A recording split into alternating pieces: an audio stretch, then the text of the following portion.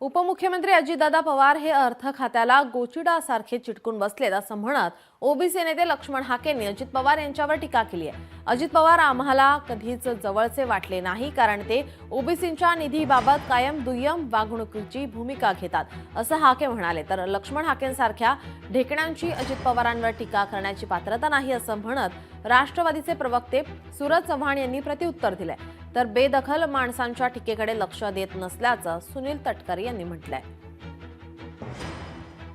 अजितदादा पवार हे अर्थ खात्याला गोचिडासारखे चिटकून बसले। अजितदादांना काय अर्थ खात्याचं गणित आहे आमच्यासारख्या सामाजिक चळवळीतल्या कार्यकर्त्याला कळत नाही।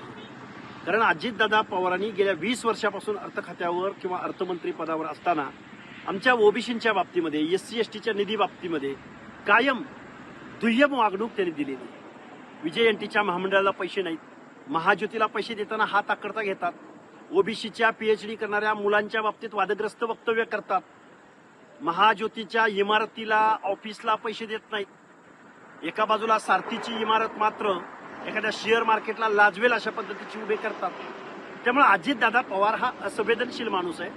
देशी दारूचे ब्रँड अँबॅसेडर लक्ष्मण हाके यांनी काल अजितदादावरती टीका केली। अजितदादावर टीका करावी इतकी लायकी, गुणवत्ता, पात्रता आणि बौद्धिक क्षमता ही लक्ष्मण हाकेची नाही। त्यांनी जी टीका केली ती फक्त प्रसिद्धी झोतात येण्यासाठी काल अजितदादावरती टीका केली। समाजाच्या नावावरती फक्त राजकारण करून आपलं राजकीय पोळी भाजण्याचं काम लक्ष्मण हाकेने आतापर्यंत केलेले। लक्ष्मण हाके, तुम्हाला अजितदादा समजावं इतकी बौद्धिक क्षमता आपली नाही, तेवढी पात्रताही नाही, तेवढी गुणवत्ताही नाही।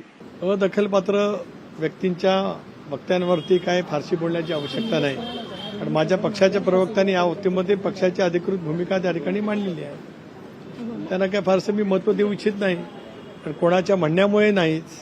दादा स्वतःच्या कर्तृत्वातून राज्याला नेहमीच आर्थिक गाडा रुळावरती आणण्याच्यासाठी सतत प्रयत्नशील त्या ठिकाणी राहिले।